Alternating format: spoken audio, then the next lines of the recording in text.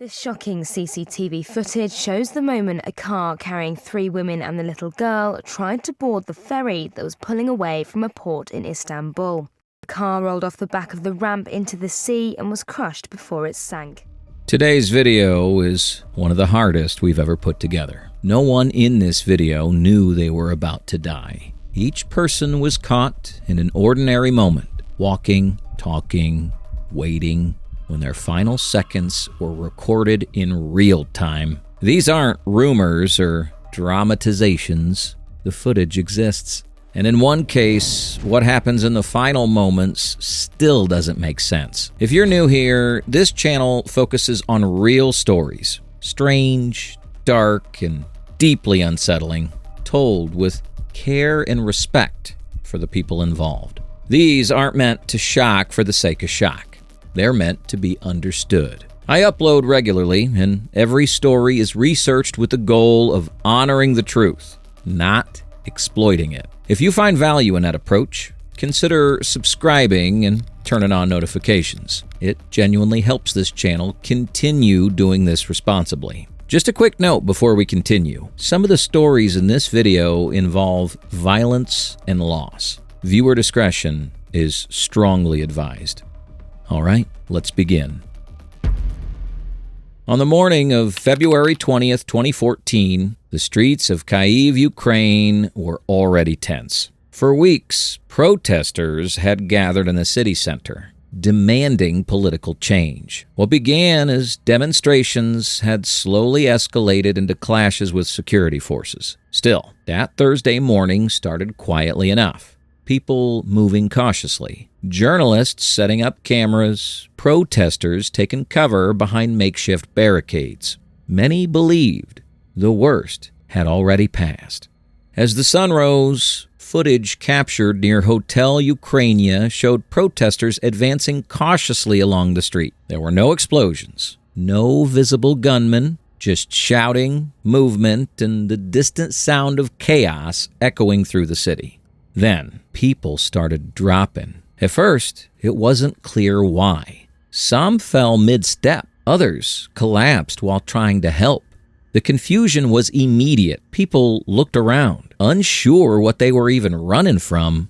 News cameras kept rolling. What they recorded was chilling. Protesters were being unalived in open view, one by one, with no warning. There were no visible firefights. Only sudden impacts, bodies hitting the pavement, and frantic attempts to drag the wounded to safety. The realization spread slowly and horribly.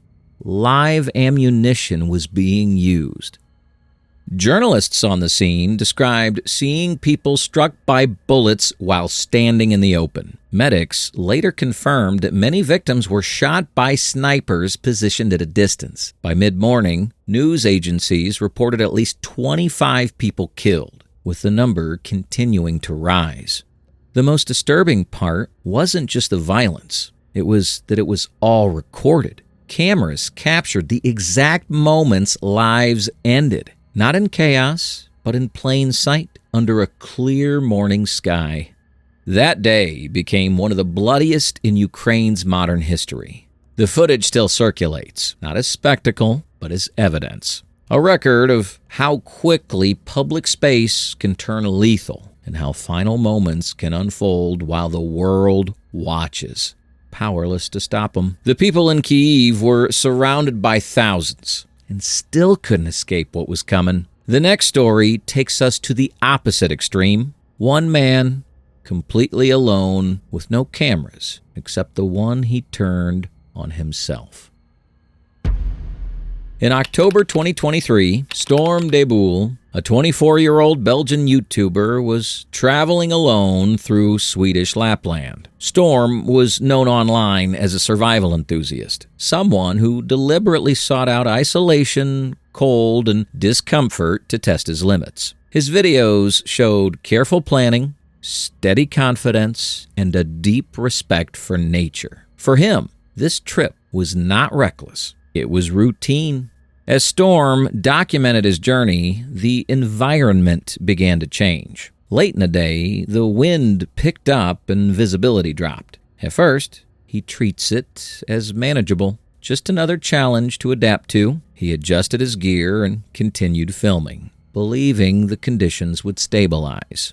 They didn't. Over the next several hours, the storm intensified rapidly. Winds grew violent. Snow erased landmarks, and temperatures plunged.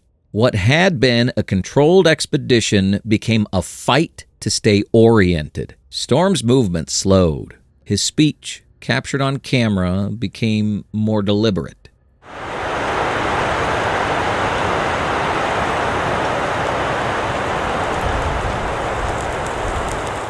The cold was no longer just uncomfortable. It was consuming. Before communication stopped, Storm sent messages to his grandmother and a close friend. He reassured him, saying he would wait out the storm. The messages were calm but brief. Looking back, investigators believe he was already experiencing the cognitive effects of extreme cold.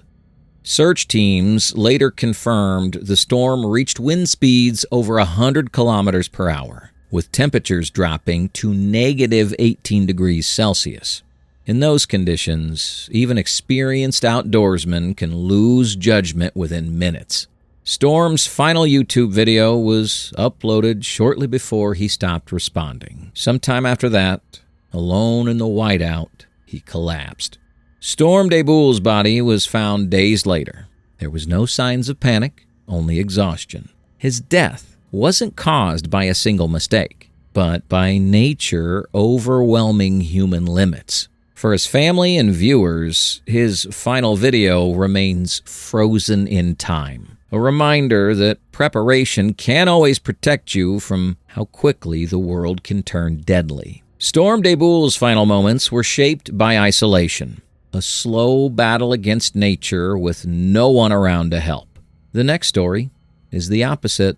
It happened in public, in daylight, surrounded by people, and it ended in less than a second. In November 2013, Andrew Young, 40 years old, was walking alongside Charminster Road in Bournemouth, passing a Tesco Metro he likely passed dozens of times before. It was an ordinary afternoon. Andrew wasn't looking for trouble. He was simply moving through a busy pavement where pedestrians and cyclists crossed paths every day. Nearby was Lewis Gill, just 20 years old, riding his bicycle. As Gill cycled along the pavement, a brief argument broke out. Words were exchanged. Frustration over cycling where pedestrians walked. It was the kind of disagreement most people expect to end with muttering and separation. At first, it looked like nothing more than a minor confrontation. But then, Gill stopped. CCTV footage shows what happened next with unsettling clarity. Gill turned back toward Andrew. There was no prolonged fight, no warning escalation, just a sudden movement and a single punch delivered to Andrew's head. The force knocked him backward. He fell hard, striking his head on the pavement. The argument was over. The damage wasn't. Witnesses rushed forward as Andrew lay unresponsive. Emergency services arrived quickly, but the injury was catastrophic. Prosecutors later told the court that the punch itself wasn't what killed Andrew. It was the impact with the ground that caused the fatal brain trauma. Andrew Young never regained consciousness. He died from his injuries, the result of a moment that lasted less than a second. CCTV, meant for security, became the silent witness to the exact instant his life was taken.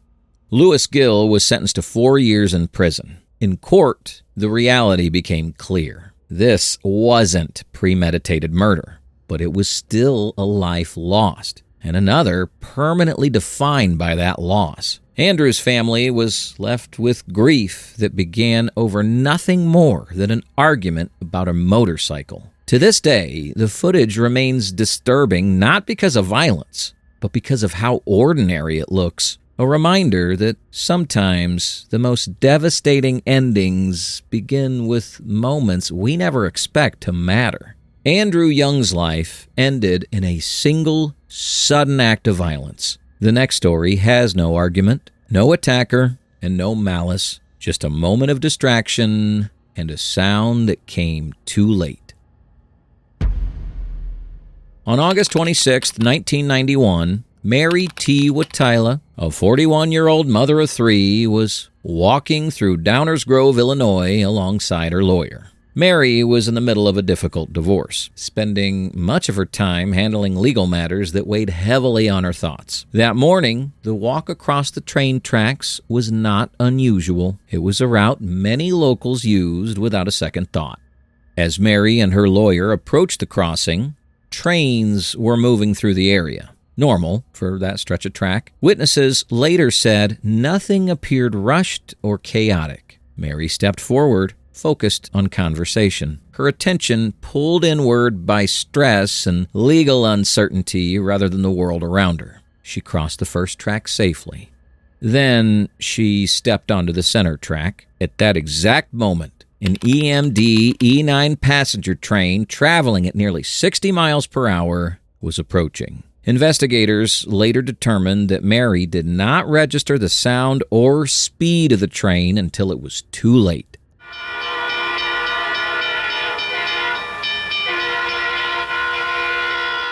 The lawyer walking beside her realized the danger and stopped, but Mary continued forward, unaware of what was bearing down on her. Authorities later stated there was no evidence of mechanical failure or signal malfunction. The train's horn had been sounded. The engineer applied emergency braking, but at that speed, there was no time. Mary Watila was struck instantly. She died at the scene, leaving behind 3 children who would later learn that their mother's final moments were shaped not by intent, but by distraction. The case was ruled a tragic accident, yet it left behind a chilling truth. Sometimes the most dangerous thing isn't what we see, it's what we don't notice. Mary wasn't careless. She was overwhelmed, and for her family, the loss became a permanent reminder that the mind can wander, even when the world demands your full attention. Mary Watila's story showed how a single distracted moment can turn fatal. The next story is different. There was no accident here, only anger, desperation, and a level of violence that unfolded in full view of the camera. On June 3rd, in Adarsh Nagar, Delhi, a 28-year-old man named Narendra, a resident of Azadpur, was moving through a neighborhood he knew well. To many in North Delhi, he was known by another name, Bunty, and police were familiar with him due to his criminal background. His life was marked by instability, addiction, and ongoing conflict. But that day began like many others. There was nothing to suggest how it would end. At some point, Narendra encountered 2 men he knew, brothers from the same area. What started as a confrontation quickly escalated. Investigators later said the argument centered around money, which Narendra had allegedly been demanding to support his drug use. The tension rose fast, too fast. CCTV footage captured what happened next in horrifying detail. The brothers attacked Narendra in the open street. The brothers launched a sustained assault using weapons. The attack continued after he collapsed, leaving no doubt about its intent. People nearby didn't intervene. Some fled, others froze. Police later stated that the assault continued until the attackers were certain Narendra was dead. During the investigation, officers identified the suspects as brothers Rahul Kali and Rohit Kali. Rahul was arrested, Rohit fled, and a manhunt was launched. The footage left little room for interpretation. This was not a sudden loss of control. It was sustained violence, carried out in public with no attempt to stop. Narendra died at the scene. His past did not spare him, and it did not justify what happened to him. For investigators, the case was clear. For the public, the images were deeply unsettling.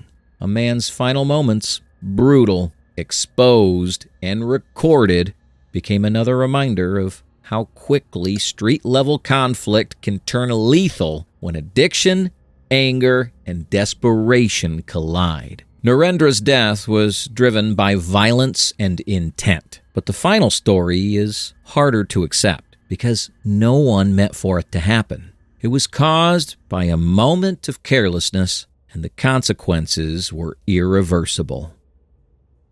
The CCTV footage begins on an ordinary runway. Traffic is light. Cars are parked along the side of the street. A man walks calmly behind them, moving at a normal pace, unaware that he's about to step into someone else's blind spot. There's nothing unusual about the scene. It's the kind of everyday moment that happens thousands of times a day. Nothing feels dangerous until it is. One of the parked cars suddenly starts reversing. The driver does not check behind. No mirror adjustment, no glance over the shoulder, just movement. The car rolls backward, slowly at first, directly into the path of the man walking behind it. He has no time to react. The car makes contact and pushes the man off balance. At the same moment, a larger truck-like vehicle passes along the road beside him. The timing is catastrophic. The man falls into its path. The camera captured the split second where everything aligns. The reversing car, the passing vehicle, and a human being caught between them. There's no scream, no warning, just impact.